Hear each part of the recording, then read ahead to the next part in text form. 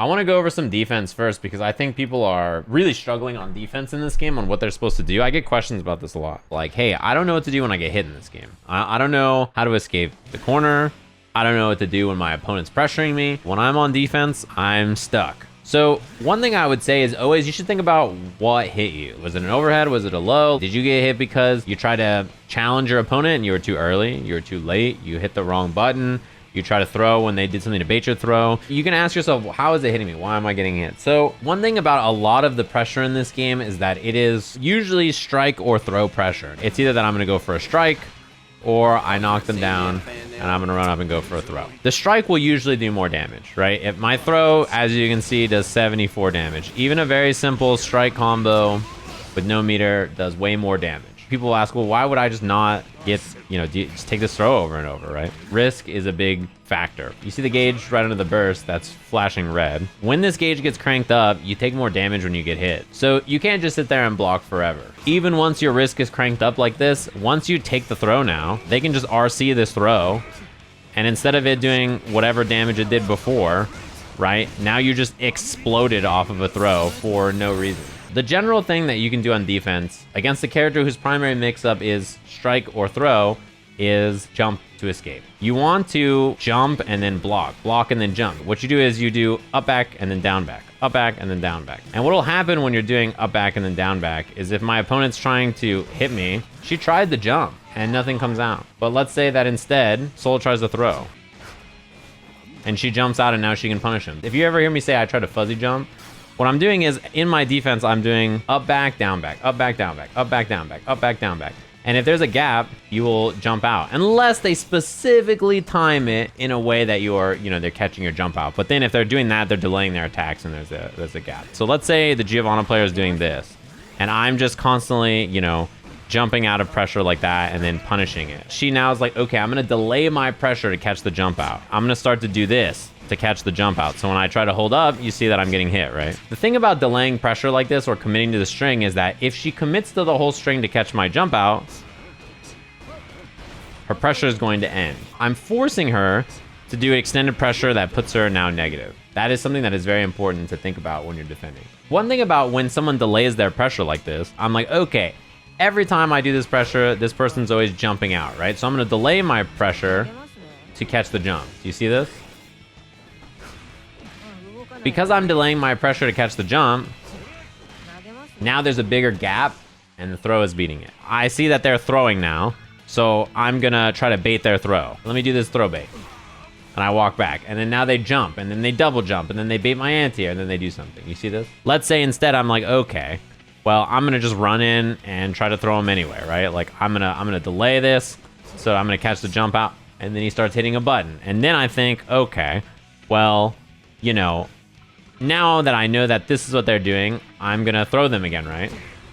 And then he backdashes, and then I get punished by that. So, there's a number of options you can do to throw off your opponent's offense if it's just strike or throw, right? You just start to rotate between those options, and then you start to throw off what they can do. So this style of defense is quite useful against Soul. This is how you defend against Soul. This is how you defend against Kai. This is how you defend against Mei. This is how you defend against Axel. This is how you defend against Chip. This is how you defend against Pot. It's how you defend against Faust. It's how you defend, you know what I mean? Like, it's a lot of characters.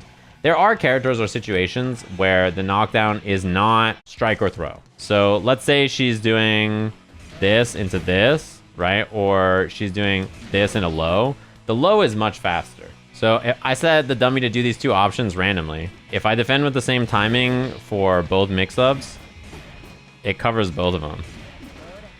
See this? So if you know the timing for this, then this will help you against the character a lot, right? So it makes her change the timing. So then, recording slot 3, right, I can do this, that timing. See, it might catch the low there. So this is something that you force the Eno player to do. The other thing, though, is that if they're walking up like that to try to catch me, I mean, that just loses to a mash, right? So you're forcing different options out of your opponent by understanding how to defend against them. Like this option wouldn't normally be something I would do, but if I know that they're trying to stagger, or do something else after this, now I can challenge. Even more importantly, remember this first slot that I showed, this?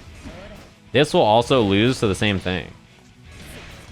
Even on hit. You know, with any character, whether it's Milia, whether it's Ino or Chip, or like whatever character's hitting you with overheads or lows or whatever, if you understand how their mix-ups work and what they have to do to hit you or what your defensive options are, your chances of hitting them or getting out are much better if you can force something like this.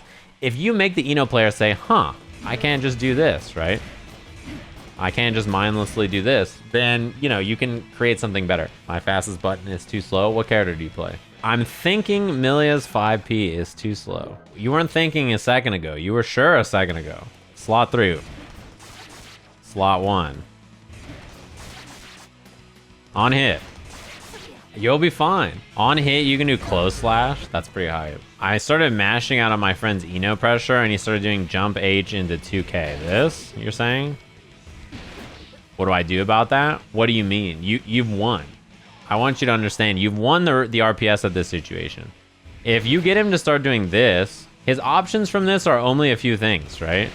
He can do like 6P, which doesn't reach at all at ranges. He can do like this, which doesn't combo at all ranges, but he can cancel it or something, right? He can do this, but obviously that's very slow.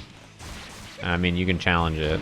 So you have options. What are they doing that's so scary, right? Are they doing stroke or something? If they're doing slash stroke, you know, this is unsafe. If they're doing H stroke, you can interrupt it on the way.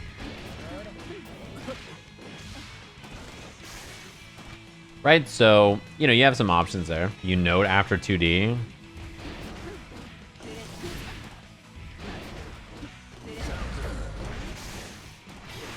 Note's only good on knockdown confirms. I'm well aware, it's not a very good cancel on block, but someone in chat said it as if it was an answer to stroke, and it's not. So I figured I would show a counter to it. But yeah, that's how it works.